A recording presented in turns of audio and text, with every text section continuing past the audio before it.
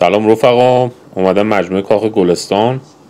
کاخ گلستان آثار بجامانده از ارگ تاریخی تهرانه که این مکان محلی برای اقامت شاهان سلسله قاجار و از زیباترین و کهن‌ترین بناهای پایتخت 200 ساله ایران محسوب می شده. این کاخ داره قسمت‌های مختلفه که تالار آینه یکی از زیباترین بخش‌های این کاخ شناخته میشه. رفقا دارم میبرمتون به سمت تالار سلام یا تالار تاجگذاری، پس تا آخر ویدیو با من همراه باشید. تالار سلام در دوره سلطنت پهلوی دوم برای تشریفات رسمی مورد استفاده قرار داشت. تاجگذاری محمد رضا پهلوی و شهربانو فرح پهلوی در سال 1346 در این تالار صورت گرفت. ساخت این تالار در سال 1253 شمسی آغاز و در سال 1255 توسط سنی‌الملک و بنای این ساختمان به نام میرزا یحیی خان معتمدالملک به پایان رسید. تالار سلام از سمت جنوب با 9 پنجره به باغ گلستان مشرفه و مساحتش حدود 1000 متر مربع که به عنوان بزرگترین تالار مجموعه کاخ گلستان شناخته میشه.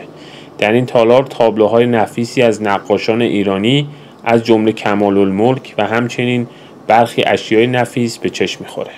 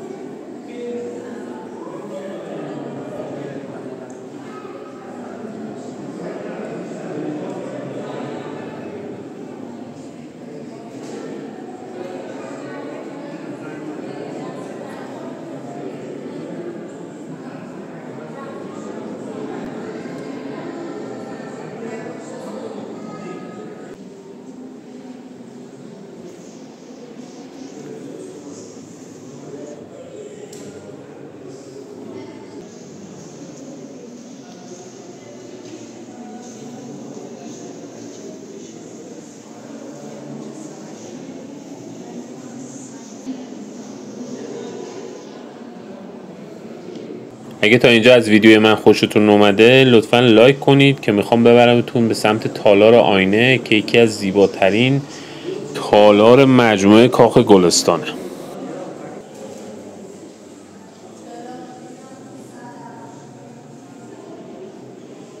رفقا دارم میبرمتون به سمت تالار آینه.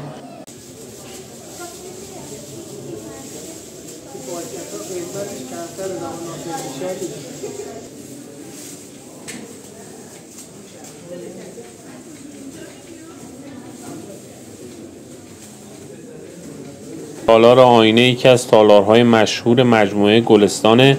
علت شهرتش نقاشی کمال‌الملک. ناصرالدین شاه برای بازدید از مدرسه دارالفنون که به آنجا رفته بود با نقاش نوجوان اهل کاشان ایران روبرو شد. او که شیفته نقاشی این نوجوان شده بود او را با خودش به دربار برد. همین اتفاق آغازی بود برای خلق اثری زیبا و با شکوه با نام کمال‌الملک. این تابلو که با نام تالار آینه مشهور است تصویری از اتاقهای کاخ گلستان و تصویر ناصرالدین شاه رو به نمایش میذاره. نقاشی کمال‌الملک به مدت 5 سال طول کشید و در این نقاشی ناصرالدین شاه در تالار دیده می شود. ساخت این تالار در دوره ناصرالدین شاه بر عهده سنی‌الملک بود. معماری و بنایی این تالار به مدت 3 سال طول کشید. تزیین و آینه کاریش هم به مدت 4 سال و سرانجام در سال 1260 مراحل ساختش به اتمام رسید.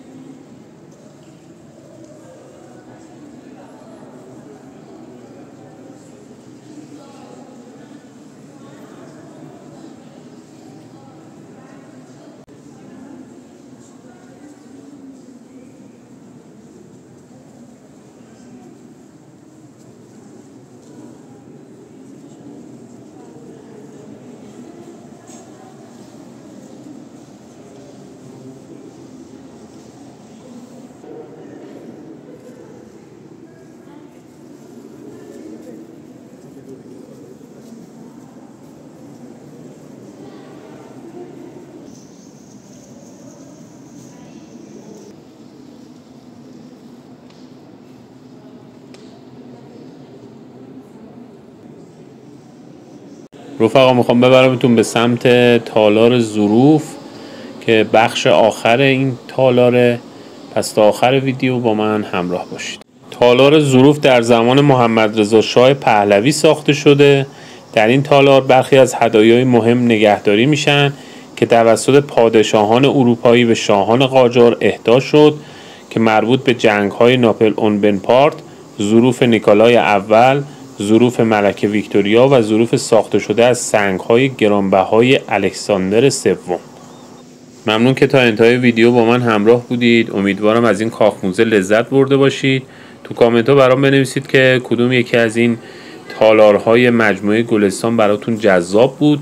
در ویدیو بعدی میخوام ببرمتون موزه مردم شناسی در مجموعه گلستان. برای اینکه ویدیو رو از دست ندید لطفاً کانالمو لایک و سابسکرایب کنید و زنگوله کنارش رو فشار بدید.